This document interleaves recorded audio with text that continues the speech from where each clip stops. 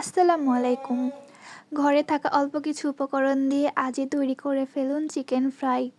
এটার জন্য আলাদা করে কোনো মশলা ব্যবহার করতে হবে না। ঘরে থাকা মশলা দিয়েই আপনারা এটা বাসায়ই বানাতে পারবেন। তো এখানে আমি চিকেনের পিসগুলো নিয়ে নিয়েছি। এখানে ব্রেস্ট পিস, চিকেনের উইংস এবং লেগ পিস আছে। তো তারপর এই চিকেনের পিসগুলোকে আমি শিলপাটায় একটু হালকা করে থেতলে নিব। তো বেশি থেতলানো যাবে না, তাহলে ফ্রাই করার সময় চিকেনগুলো খুলে খুলে আসতে পারে। ভিডিওতে দেখলেই বুঝতে পারবেন আমি খুবই হালকাভাবে মাংসগুলোকে একটু থেতলে নিয়েছি। তারপর মাংসগুলোতে এক এক করে বাটা মশলাগুলো দিয়ে দিতে হবে। এখানে আদা বাটা, রসুন বাটা এবং জিরা বাটা দিয়েছি। তারপর এখানে স্বাদ মতো লবণ, হলুদের গুঁড়ো, মরিচের গুঁড়া, একটু তেল আর গরম মশলা আর ধনিয়ার গুঁড়ো দিয়ে নিয়েছিলাম। তো এই পর্যায়ে মাংসগুলোকে মশলাগুলোর সাথে ভালোভাবে মাখায় নিতে হবে, যেন মশলাগুলো চিকেনের গায়ে গায়ে লেগে থাকে। সবশেষে এখানে আমি একটু লেবুর রস দিয়ে দিব।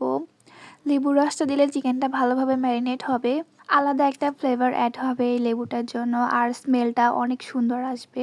চিকেনগুলো ম্যারিনেট করার শেষে আধা ঘন্টার জন্য আমি এটা ফ্রিজে রেখে দিয়েছিলাম। তারপর চিকেনগুলোকে আমি গরম তেলে দিয়ে দিয়েছি। যেহেতু আমার চিকেনের পরিমাণ কম, তাই আমি একবারে ভেজে নেব এগুলোকে। চিকেনগুলোকে মিডিয়াম আঁচে ভাজতে হবে। বেশি আঁচে ভাজলে দেখা যাবে যে বাইরে থেকে পুড়ে যাচ্ছে আর ভেতরে সেদ্ধ হয় নাই। তো এই তো এখানে দেখতেই পাচ্ছেন আমার চিকেনগুলো ফ্রাই হয়ে গেছে আর কালারটা কত সুন্দর আসছে। তারপর আমি এক এক করে চিকেনগুলোকে তুলে নিব। যেহেতু এখন রমজান মাস, আপনারা চাইলে এটা সেহরিতে বানিয়ে খেতে পারেন, আবার ইফতারেও এটা তৈরি করতে পারেন। ছোট থেকে বড় সবারই এটা অনেক পছন্দ হবে। তো এবার আমি একটা পিস ভেঙে দেখাবো। দেখেন কত সুন্দরভাবে এটা কুক হয়েছে। তো আপনারা চাইলে এটা বাসায় তৈরি করতে পারেন। তো আজকের ভিডিও এই পর্যন্তই। আল্লাহ হাফেজ।